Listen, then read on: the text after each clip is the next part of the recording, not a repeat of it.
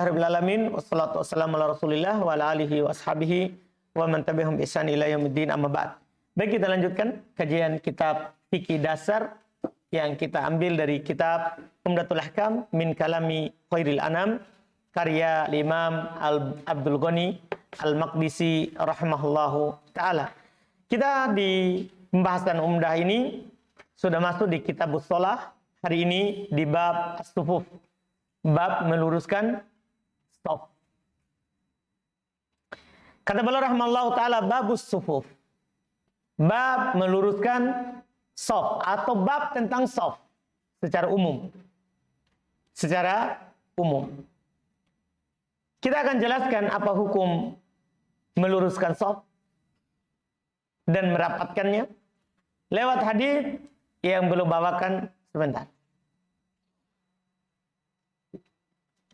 Kata beliau rahimahullahu taala, hadis yang pertama yang beliau bawakan di bab ini, an Anas bin Malik radhiyallahu taala anhu qala Rasulullah sallallahu alaihi wasallam sawwu sufufakum fa inna taswiyatas sufufi min tamamis shalah.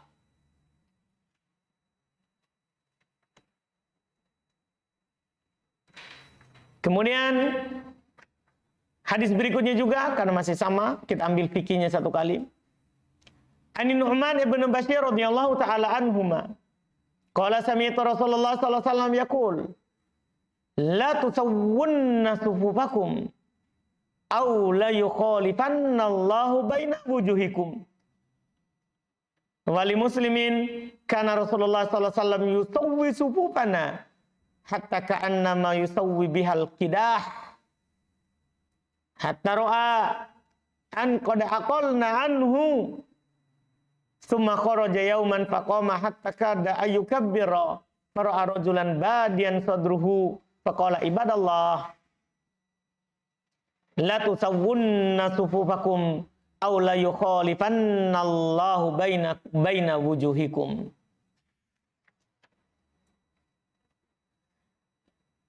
Kata beliau rahimahullah, ini dua hadis dengan ada juga riwayat dari Muslim. Ini untuk menjelaskan hukum meluruskan shaf. Hukum meluruskan shaf. Kita akan lihat hukumnya sebentar setelah kita baca terjemahkan dua hadis ini. Dari Anas bin Malik radhiyallahu taala anhu, Rasulullah sallallahu alaihi wasallam bersabda, "Sawwu sufufakum." Luruskanlah shaf-shaf kalian. Sesungguhnya meluruskan shaf itu termasuk kesempurnaan dari salat. Dari Nu'man ibn Bashir radhiyallahu taala anhu beliau berkata, saya mendengar Rasulullah sallallahu alaihi wasallam bersabda, la tusawwunna sufufakum. Sungguh benar-benar kalian luruskanlah shaf kalian, atau Allah Subhanahu wa taala akan menyelisihkan wajah-wajah kalian. Maksudnya kalian akan berselisih karena tidak meluruskan shaf. Dalam riwayat Muslim ada Rasulullah sallallahu alaihi wasallam meluruskan shaf-shaf kami seakan-akan belum meluruskan qidah, anak panah. Namanya anak panah itu kalau bengkok sedikit pasti tidak akan kena yang dituju. Sampai ketika beliau sudah melihat kami sudah paham, sampai ketika beliau sudah melihat kami sudah paham, sudah mengerti hal tersebut. Kemudian suatu hari beliau keluar, beliau berdiri karena menganggap kami sudah paham, beliau berdiri, beliau keluar berdiri untuk takbir. Kada ayu kabir, hampir beliau takbir. Maka beliau melihat seorang badian sadruhu, maju dadanya. Maju dadanya, seorang lelaki maju dadanya. Faqala ibadallah, maka Nabi katakan, hamba Allah, la tusawwunna sufufakum, luruskanlah shaf kalian, atau Allah Subhanahu wa taala akan membuat berselisih antara wajah-wajah kalian. Hadis ini, dua hadis ini, sebagaimana anak katakan di awal, ini baru ingin menjelaskan kepada kita hukum meluruskan shaf. Meluruskan shaf berselisih para ulama rahimahumullah terkait hukumnya. Sebagian para ulama seperti orang-orang Dhahiriyah Demikian pula dalam mazhab Hanabilah, mereka katakan meluruskan shaf itu wajib. Apa dalilnya? Menunjukkan wajib. Wajib artinya tidak membatalkan sholat kalau ada yang tidak lurus, tapi berdosa. Apa dalilnya? Ini dua hadis. Hadis pertama, Nabi SAW katakan, sawu, luruskan, sejajarkan, sufufakum, sof-sof kalian. Perintah. Kaidahnya asal dalam perintah adalah wajib. Demikian pula hadis kedua, diancam orang yang tidak meluruskan sof. Diancam orang yang tidak meluruskan sof. Ini pendapat pertama dan itu dalilnya. Sementara pendapat yang kedua, dan ini adalah pendapat mayoritas ulama rahimahumullah. Kebanyakan ulama berpendapat meluruskan shaf hukumnya sunnah. Tidak wajib. Bahkan paling tingginya kata mereka adalah sunnah muakkadah. Sunnah yang sangat dianjurkan. Kenapa? Orang yang tidak melakukan diancam. Sunnah yang sangat dianjurkan, tapi tidak sampai wajib. Apa dalilnya? Hadis yang pertama. Tapi potongan kedua, lanjutannya. Harus antum melihat teliti, masalah ini mayoritas. Apa dalilnya? Kenapa dia menyelisihi? Sebagian ulama mengatakan apa? Wajib. Dalil mereka adalah cocok. Katanya asal dalam perintah adalah apa?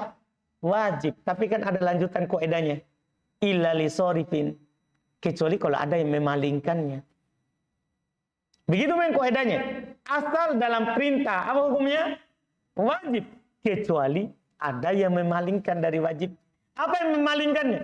Ujung hadis di pertama. Apa kata Nabi SAW di hadis pertama? Sawu sufubakum, luruskan shaf-shaf kalian. Hadis Anas bin Malik. Ujungnya apa? Fa inna taswiyatas sufufi min tamamis shalah. Sungguh meluruskan shaf itu termasuk kesempurnaan salat. Kata kesempurnaan salat itu menunjukkan tidak wajibnya. Karena hal yang wajib bukan yang menyempurnakan salat. Antum bisa paham pendalilannya. Ini dikatakan apa? Menyempurnakan apa? Salat. Penyempurna salat itu sunnah. Inilah yang memalingkan perintah wajib menjadi perintah apa? Sunnah, tapi tidak pantas ditinggalkan. Karena diancam.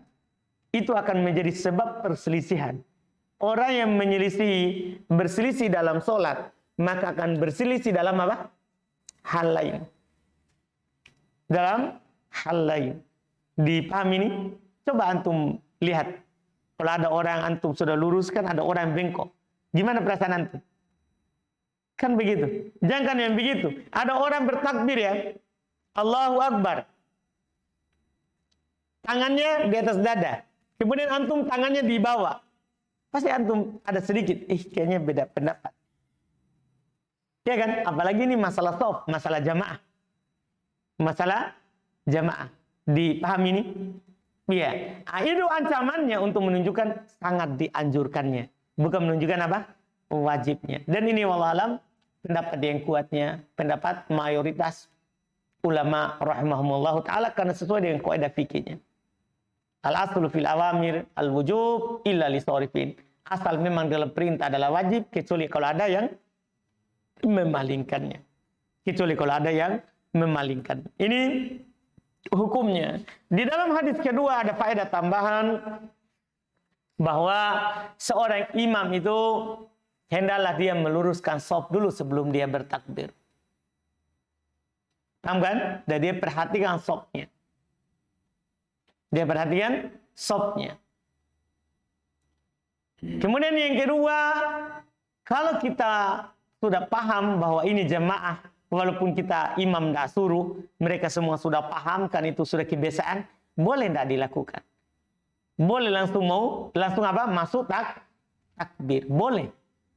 Kecuali dilihat lagi ada yang tidak lurus, baru boleh ditegur lagi. Anda paham ini? Jelas kan? Ini fikih dari apa yang ada di hadis An-Nu'man ibn Bashir. Karena dia katakan Nabi SAW meluruskan shaf kami. sampai kami paham, ketika belum memandang kami sudah paham hal tersebut, belum langsung takbir. Tapi ketika belum mau takbir, ternyata masih ada yang belum lurus, maka belum tegur dulu, tidak takbir. Ini menunjukkan pentingnya meluruskan shaf, dan yang mengaturnya adalah siapa? Imam. Sunnah imam itu memperhatikan shaf. Memperhatikan shaf. Karena kadang jamaah tidak tahu hukum. Imam lah. Ya kan yang imami manusia itu yang tahu hukum. Yang tahu hukum. Karena Nabi SAW katakan, "Falya ummukum aqra'ukum li kitabillah." Hendaklah yang mengimami kalian itu yang aqra'ukum kitabillah. Aqra'ukum ini yang banyak hafalannya juga dan paham terhadap kitabullah. Paham terhadap kitabullah. Kalau sama-sama ya, maka yang besar, yang tua umurnya. Kalau sama-sama umurnya, yang duluan kenal Islam. Itu kan ada rinciannya semua nanti di bab imam. Di bab terkait dengan apa? Imam. Di sini yang kita inginkan adalah terkait dengan masalah shaf. Bahwa imam harus memperhatikan shaf. Apalagi di jamaah di awam, orang-orang yang tidak tahu kurang agama, ya biasanya mereka buat shaf di belakang, padahal shaf di depan apa? Masih kosong, belum penuh. Belum penuh. Itu kan tidak boleh. Sholat di belakang shaf, sementara shaf di depan belum penuh. Nah, ini tugasnya imam. Tugasnya imam. Sebelum sholat, dia perhatikan hal tersebut. Dia perhatikan hal tersebut. Kemudian berikutnya hadis ketiga yang belum sebutkan. Ini hadis ketiga ini terkait dengan urutan shaf. Kalau kita sholat berjamaah ada laki-laki dan ada perempuan. Ini kaifiat bershaf. Kalau tadi hukum sholat meluruskan shaf. Kata beliau rahimahullah an Anas bin Malik radhiyallahu taala anhu anna jaddatahu Mulaikah da'at Rasulullah sallallahu alaihi wasallam li ta'amin sana'athu lahu fa akala minhu thumma qala qumu fali usalli lakum qala Anas fakumtu ila hansirin lana qad iswadda min tuli ma labitha fa nadahtuhu bima'in faqama alaihi Rasulullah sallallahu alaihi wasallam wa safaftu ana wal yatim wara'ah wal ajuz min wara'ina fasallalana ruk'ataini tsumman sarafa wali muslimin ara Rasulullah sallallahu alaihi wasallam shalla bihi wa bi ummihi fa aqamani an yaminihi wa aqamal mar'ata khalfana al yatim huwa Dumairah jaddu Husain ibn Abdullah ibn Dumairah. Kata beliau rahimahullah dari Anas bin Malik radhiyallahu taala anhu, beliau berkata bahwasanya jaddahnya beliau, nenek beliau, Mulaikah, mengundang Rasulullah SAW untuk makan makanan yang beliau buat. Maka Nabi SAW penuhi undangannya dan memakannya. Ini ketawaduan Nabi SAW. Ya, beliau diundang, beliau pergi makan. Padahal tempatnya sederhana, lihat sebentar. Kemudian setelah itu Nabi SAW katakan, ayo berdiri, saya sholat mengimami kalian. Ini menunjukkan sunnahnya. Kalau kita makan di suatu jamuan, sunnah kita sholat di tempat orang yang mengundang. Tapi ini sholat sunnah, bukan sholat wajib. Walaupun ada yang mengatakan ini kekhususan Rasulullah SAW.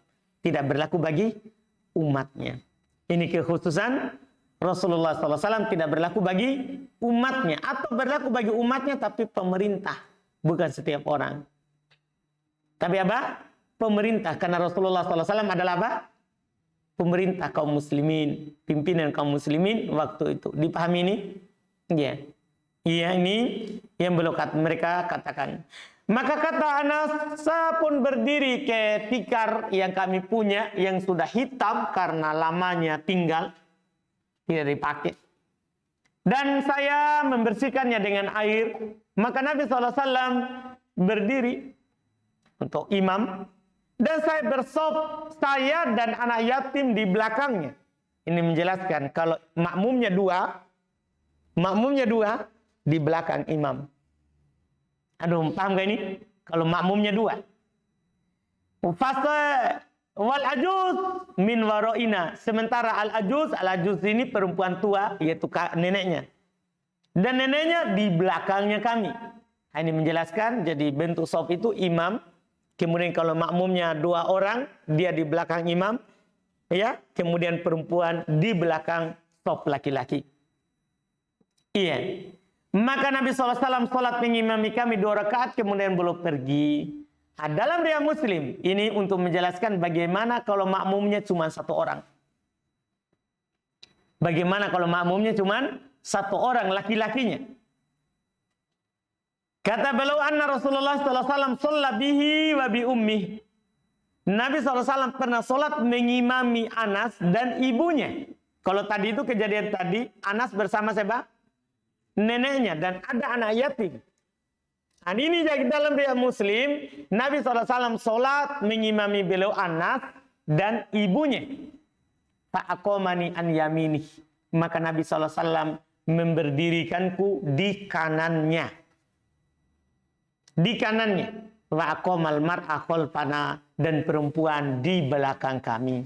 Dan perempuan di belakang kami. Ini menunjukkan kalau makmumnya 1 orang itu di kanan. Sejajar, tidak di belakang. Namanya di kanan, sejajar. Tidak di belakang. Sejajar dengan apa? Imam. Shafnya. Ya, dan anak yatim tadi itu adalah Dumairah. Ya, kakeknya Husain bin Abdullah bin Dumairah. Itu tadi anak yatimnya yang ada tadi, maksudnya yang sholat bersama Anas radhiyallahu taala anhu. Ini hadis jelas ya, untuk menunjukkan posisi shaf. Imam di mana, makmum di mana.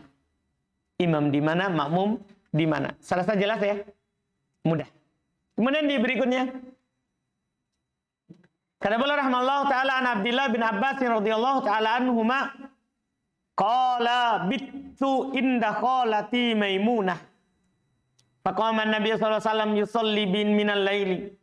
Fakuntu an yasarihi fa akhadha bi ra'si fa aqamani an yaminihi. Ini terkait dengan tadi orang yang salat makmum dan imam, tapi makmumnya apa? 1 orang, sama juga. Untuk menunjukkan bahwa kalau ada yang bertanya, boleh nggak di kiri? Nah, atau bagaimana kalau ada yang berdiri di kiri, kan dia tidak tahu. Apa yang harus kita lakukan? Nah, ini ada contoh. Kata beliau dari Abdullah bin Abbas radhiyallahu taala anhuma berkata, "Bittu, saya pernah bermalam." Dari kata bata. Bata, batu, batata, bit. Paham kan? Bittu. Saya bermalam. Ya. Indah qalati, di bibiku Maimunah. Karena Nabi SAW menikahi siapa? Maimunah. Iya. Radhiyallahu taala anha. Bibi kholati dari pihak mana? Bibi dari pihak ibu atau bapak? Ibu. Bibi dari pihak ibunya. Iya, yaitu saudarinya ibunya Ibnu Abbas. Iya. Dia bilang, saya pernah bermalam di Maimunah. Maka Nabi SAW berdiri sholat malam. Saya pun berdiri di kirinya. Jadi makmum, berdiri di kirinya Nabi SAW. Maka Nabi SAW mengambil kepalaku dan membuat saya berdiri di kanan. Bisa saja mengambil kepala begini, dengan tangan sini baru dikasih begini, di kanan. Dipahami? Dan itu tentunya yang lebih kuat, karena kalau dari depan, itu dia akan melewati apa? Shaf. Kan tidak boleh orang lewat di depan orang sholat. Antara sesutroh dan yang berdiri sholat. Maka ihtimal yang paling terakhir, ini yang pas, yaitu diambil kepalanya sini. Kenapa diambil kepalanya? Karena Ibnu Abbas masih kecil. Ya, meninggal Nabi SAW, Ibnu Abbas masih berumur 10 tahun, baru disunat. Baru di sunnah, maksudnya sudah mau balik. Sudah mau balik. Jadi waktu Nabi SAW masih hidup, Ibnu Abbas masih kecil. Jadi beliau ambil kepalanya dan beliau jalankan ke mana? Ke kanan. Ini menunjukkan bahwa kalau ada orang berdiri di kiri, padahal cuma satu orang, boleh kita bergerak untuk mengarahkannya ke mana? Ke kanan. Ke kanan. Ini iya yang disebutkan sunnahnya. Bagaimana kalau kita berdiri sudah tembok di kanan? Ya kita bergerak biar makmumnya di kanan. Paham kan? Misalnya kita sholat sendiri. Tembok di sebelah sini. Dia mau di kanan, tembok. Maka kita yang bergeser. Kita yang bergeser supaya dia tetap di kanan. Ini sunnahnya. Ini menegaskan tadi bahwa kalau makmumnya satu orang di kanan. Kalau makmumnya satu orang di kanan. Ini terkait dengan shaf. Dan ini yang perlu, karena cuma dua masalah yang perlu di shaf itu, hukum shaf, hukum meluruskannya, dan cara bershaf. Dan cara bershaf. Ini selesai. Setelah itu terkait dengan imamah, insya Allah kita ambil besok. Alhamdulillah.